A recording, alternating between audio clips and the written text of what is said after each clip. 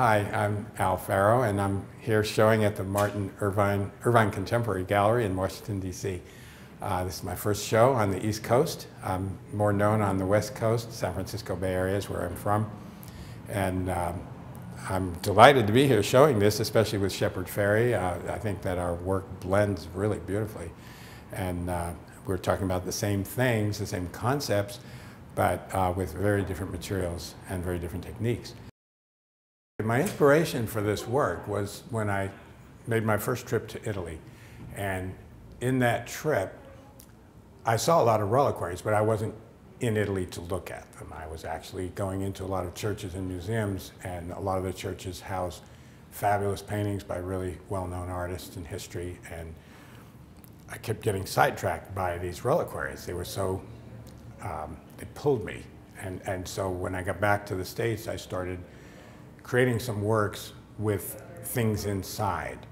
And the next year I went back to Italy and really looked and studied the reliquaries, sketched them, and really, recorded them in my mind. And when I came back, I was determined to do one or two, but once I got started, I just never stopped. And for the next, it's been 14 years now, and I'm still doing reliquaries, but they are getting more elaborate. They're getting more elaborate in terms of size, scale, complexity, and the use of materials. In the beginning, I wasn't that comfortable with military hardware and stuff, because I never shot guns for sport, and I was never in the military. And so guns and all the paraphernalia around it were really unfamiliar to me. And now I've gotten really used to them and really more comfortable with the material. And so as an art material, I'm a lot more playful. And so as they develop, they get more complicated, more complex, more elaborate, and I do more crazy things with the materials themselves. For example, in this piece here, I even machined some of the bullets down to size so that they'll fit the space for the patterns that I want to develop. It's gotten to that level. Some of these pieces take thousands and thousands of hours to do. All this, the reliquary series, the entire series is made out of guns and bullets and other militaria. The Catholic reliquaries have bones in them. Usually I use trigger fingers, but I have used skulls, leg bones, arm bones, whole hands, all different types of human bones. And I use real bones, real bullets, real guns, because fake bones wouldn't shake anybody up, nor would a fake gun. The purpose of my work is actually to get people to think about that complex relationship between war and religion, or any violence and religion. And a lot of violence is committed and has been through history in the name of religion. And that's an ongoing thing. And in any part of the world you look, whether you go to Ireland or the Middle East or Africa or, Indonesia, India, there's so many places you can talk about, and they all invoke religion and violence. And so I think this body of work is kind of important to get people to think about it. I also try to be respectful in my use of the religious representation. I made up my own saint, Santo Guerro, and I sometimes use it in different languages, but I masculinize in the Romance languages, for example, war is always a feminine word, but I masculinize the word because I think war is a more masculine endeavor. Mostly I use guns and then any related bullets, and I'll fabricate anything in steel, like all these other parts. They're really quite slickly done. You can't hardly see, you'd never see a weld or a screw or anything that really hide the work. And I go to great lengths to do that. But that's the fabricated part. But I try to use as much in the piece of actually military hardware, whether it's bullets or shells or guns. This is the first piece in the whole series that I've done. And I've done many, I don't know exactly how many. But it's the first one that I've not used any guns. It's all bullets, shells, artillery shells, stuff like that. But there's no guns in this.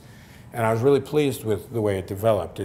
It's perfect for the religious references, and it's perfect for the style of mausoleum that I was doing. But I still like using guns because guns are scary, and it really makes people uncomfortable. And that's the sort of thing I really like doing, is getting people a little nervous about it. You know, staring at a gun will make almost anybody nervous. So, but I want that because that begins that emotional relationship with what they're viewing. And I really, obviously try to really involve the viewer. You know, once you establish that beginning, you get an emotional response, you have a relationship. Also, I subdue the colors. I use a lot of black to hide the brightness of the materials, because the bullets are brass, and it's shiny, brassy, and a lot of them are copper, and they're all shiny. And I do a lot of patina work to dull them down, because I want the building, the architecture, which has its own harmony and beauty, I want that to attract the viewer from a distance. I don't want them to see the guns and the bullets right away. I actually prefer that they get close and then start discovering. And it's something I've always watched people look at art in museums like in Europe or here, and they give 10 seconds to a work of art and they move on. And that's always bothered me. You know, I've been thinking for decades, how do I make people stop and look at the work and get involved? And so discovery seems to be the technique I've developed over time that make it attractive from far away, and then when they get close, they start discovering things. They start discovering, hey, this is a gun, or wow, these are bullets. And then there's also interiors. So when you look on the insides, they're really hard to see what's inside. I do that very intentionally so that I get people really close.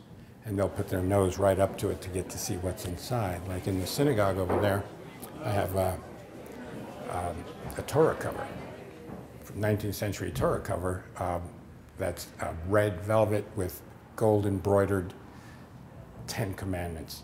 And juxtaposed against the Uzis, it makes a beautiful, you know, statement of opposition, and the whole concept of thou shalt not kill, you know, in relation to a religious temple and all that. So I use this kind of device all the time, and I like having something inside and making it difficult to see so that people get really close, and then they start discovering yet more.